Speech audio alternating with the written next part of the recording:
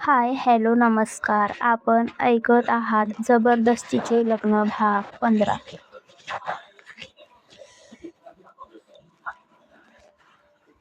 मायेची साद आणि परतीचा प्रवास.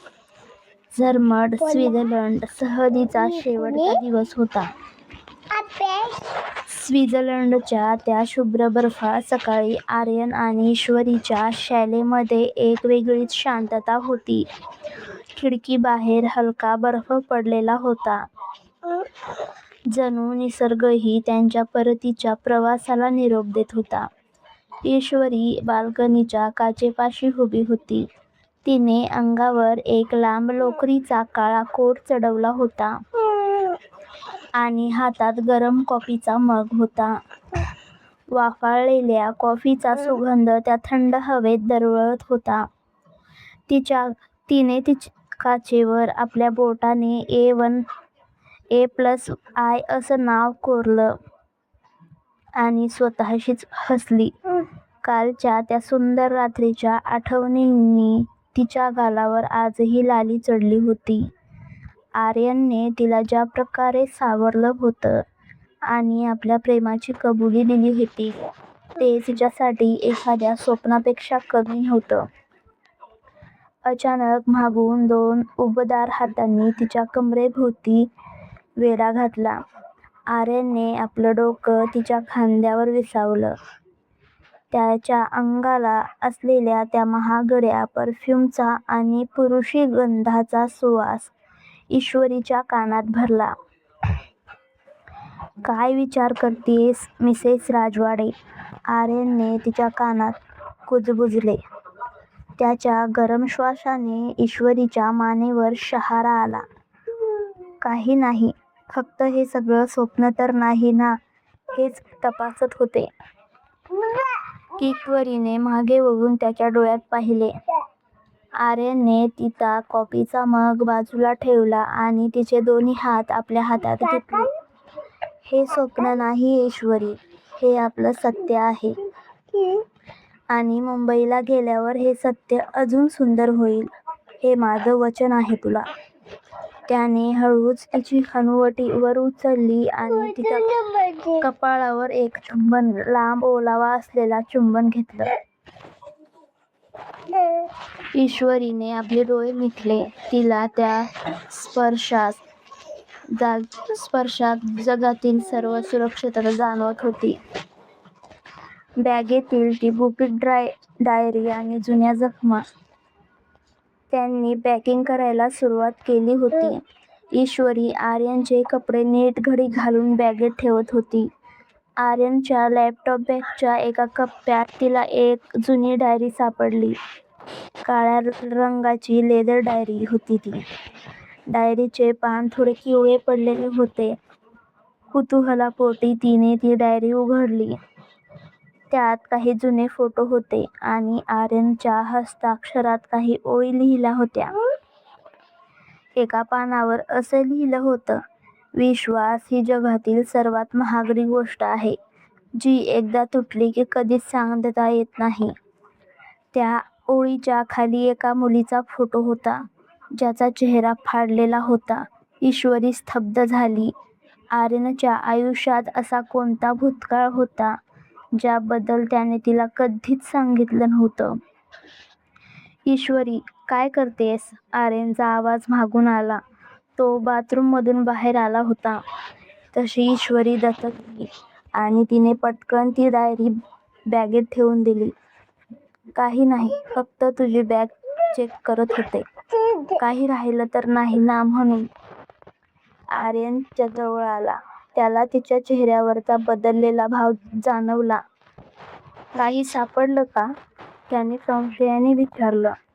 "नाही, काही नाही. चल लवकर आवरूया. फ्लाईटची वेळ होईल. " ईश्वरीने विषय बदलला. पण तिच्या मनात आता शंकेची पाल चुकचुकली होती. तो फाडलेला फोटो कोणाचा होता? आणि आर्यनच्या मनात अजूनही कोणता राग लपलेला आहे का? ज्युरिच विमानतळ आणि विंझची लपंडाव. ते विमानतळावर पोहोचले होते. प्रवास दरम्यान आर्यन खूप शांत होता. तो सतत आपल्या फोनवर बिझनेस मेल्स चेक करत होता. ईश्वरीने खिडकीबाहेर पाहिले.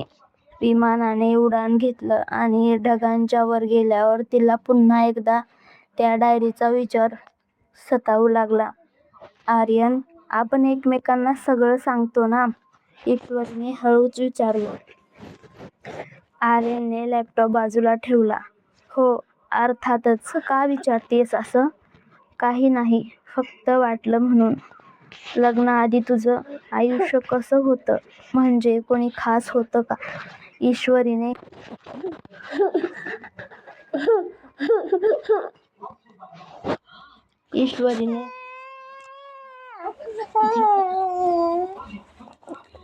ईश्वरीने धिटाईने विचारलं.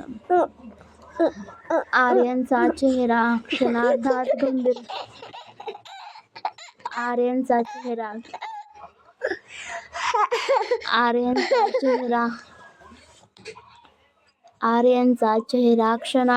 गंभीर झाला.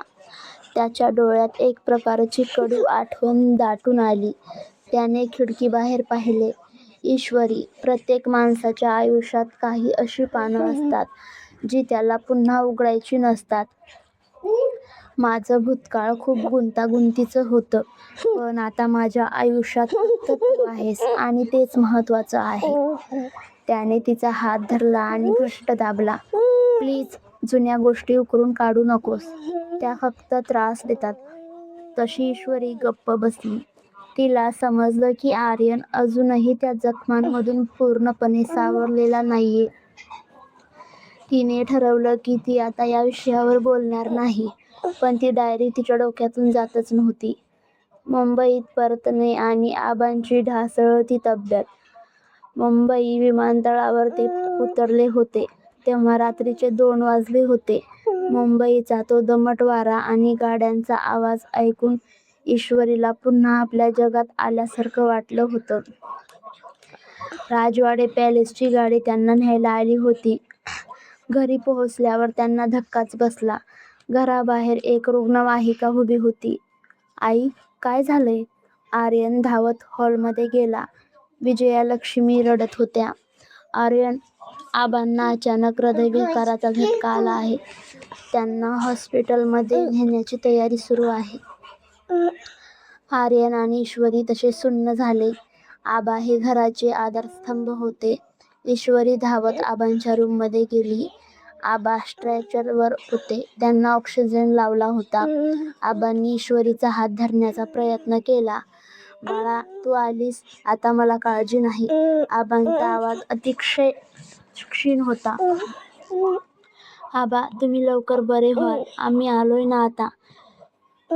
ईश्वरीच्या डोळ्यातून घळाघळा अश्रू वाहू लागले. आर्यनने आबांना हॉस्पिटलमध्ये नेलं. पूर्ण रात्र हॉस्पिटलच्या कॉरिडॉरमध्ये शांततेत गेली. ईश्वरीने विजयालक्ष्मींना सावरलं. ज्या विजयालक्ष्मी ईश्वरीचा द्वेष करायच्या, त्या आज ईश्वरीच्या खांद्यावर डोकं ठेवून रडत होत्या. ईश्वरी, आबांना काही झालं तर मी जगू शकणार नाही गं. आई, काही नाही होणार. देव आहे आपल्या पाठीशी. ईश्वरीने त्यांना धीर दिला. विजयालक्ष्मीचं बदललेलं रूप आणि किचनमधला जिव्हाळा. दुसऱ्या दिवशी आबांची तब्येत थोडी स्थिर झाली होती. डॉक्टर म्हणाले की त्यांना काही दिवस विश्रांतीची गरज आहे. ईश्वरी आणि विजयालक्ष्मी घरी परतल्या होत्या. ईश्वरी, तू थकून गेली असशील. तू जा, आराम कर, मी स्वयंपाक बनवते, विजयालक्ष्मी म्हणाल्या. नाही आई, मी बनवते ना. तुम्ही आबांच्या काळजीत आहात. तुम्ही आराम करा, ईश्वरी म्हणाली. विजयालक्ष्मीने ईश्वरीचा हात धरला. बाळा, आजपर्यंत मी तुला खूप त्रास दिला आहे, पण या संकटकाळात तू ज्या प्रकारे घर सावरलंस ते बघून मला माझी चूक उमजली आहे. तू या घराची खरी लक्ष्मी आहेस. मला माफ करशील का? ईश्वरीने विजयालक्ष्मींना मिठी मारली. आई, आईने कधी माफी मागायची नसते. तुम्ही मला स्वीकारलं, त्यातच माझं सगळं आलं. दोघींनी मिळून किचनमध्ये स्वयंपाक केला. पिहू सुद्धा तिथे आली. वा, सासू सुनेचं हे प्रेम बघून मला तर डोळ्यांवर विश्वासच बसत नाहीये. दादाला सांगायला हवं की त्यांनी आता टेन्शन फ्री राहावं. सगळ्यांच्या चेहऱ्यावर पुन्हा एकदा हसू आलं. पण ईश्वरीच्या मनात अजूनही ती डायरी आणि मयंकचा तो इशारा घोळत होता. तिजोरीतला तो जुना फोटो आणि रहस्याची सुरुवात. दुपारी विजयालक्ष्मीने ईश्वरीला घराच्या तिजोरीची किल्ली दिली. ईश्वरी, आता तू या घराची मोठी सून आहेस. हे दागिने आणि कागदपत्र आता तुझ्या ताब्यात आहेत हं. ईश्वरी तिजोरी नीट लावत असताना तिला दागिन्यांच्या डब्याखाली एक जुनं पाकीट सापडलं. तिने ते उघडलं. त्यात एक जुना फोटो होता. तोच फोटो जो आर्यनच्या डायरीत सुद्धा होता. पण हा फोटो पूर्ण होता. फोटोत आर्यन एका मुलीसोबत उभा होता. ती मुलगी दिसायला खूप सुंदर होती, पण तिचे डोळे थोडे कपटी वाटत होते. फोटोच्या मागे लिहिलं होतं, आर्यन आणि अनुष्का. आमचा सासरवाडा. ईश्वरी हादरली. अनुष्का? कोण होती ही मुलगी? आर्यनने तर सांगितलं होतं की ईश्वरी त्याची पहिली आणि शेवटची आहे. मग हा साखरपुडा कधी झाला? आणि हा फोटो तिजोरीत का लपवून ठेवला आहे? तितक्यात मागे कोणाच्या तरी पावलांचा आवाज आला. ईश्वरीने पटकन तो फोटो साडीच्या पदराखाली लपवला. ईश्वरी, काय करतेस इथे? आर्यन तिथे आला होता. तो खूप थकलेला दिसत होता. काही नाही, आईने किल्ली दिली होती म्हणून आवरत होते. ईश्वरीचा आवाज थरथरत होता. आर्यनने तिच्या जवळ येऊन तिला मिठी मारली. थँक यू ईश्वरी, तू आज आईला आणि घराला खूप छान सावरलंस. तुझ्याशिवाय हे सगळं मी करू शकलो नसतो. आर्यनच्या प्रेमामुळे ईश्वरीला अपराधी वाटू लागलं. तिने त्याला सत्य सांगावं की नाही? पण जर तिने त्या फोटोबद्दल विचारलं तर आर्यन पुन्हा तिला रागवेल का? मयंकचा शेवटचा वार आणि ब्लॅकमेलिंग. रात्री ईश्वरीला एका अनोळखी नंबरवरून मेसेज आला. त्या मेसेजमध्ये असे लिहिलं होतं, ईश्वरी राजवाडे, तुला वाटतंय तू जिंकलीस. अनुष्का कोण होती हे विचारलंस का तुझ्या नवऱ्याला? जर तुला पूर्ण सत्य जाणून घ्यायचं असेल तर उद्या दुपारी गेटवे ऑफ इंडिया जवळ ये.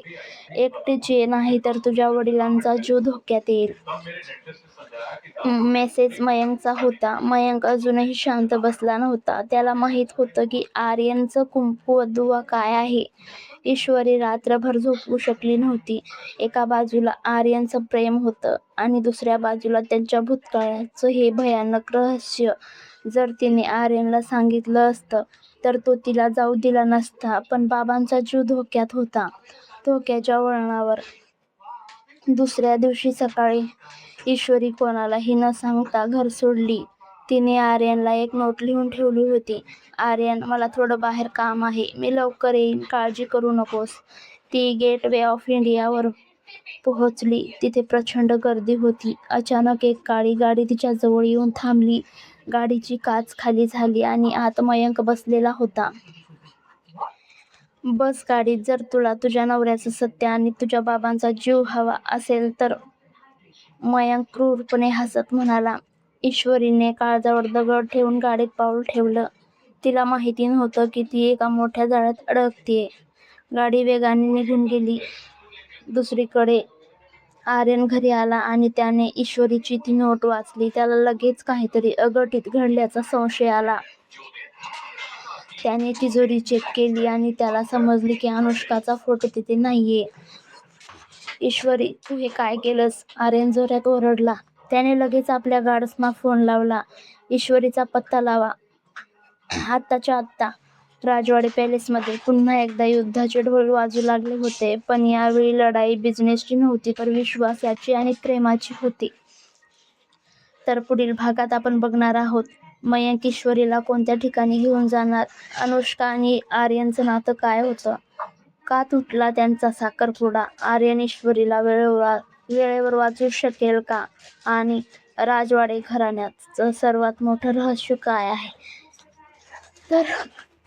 तर कशी वाटली कथा कमेंटमध्ये नक्कीच सांगा. आणि जर कथा आवडली असेल तर व्हिडिओला लाईक, शेअर अँड सबस्क्राईब करायला मात्र विसरू नका. धन्यवाद.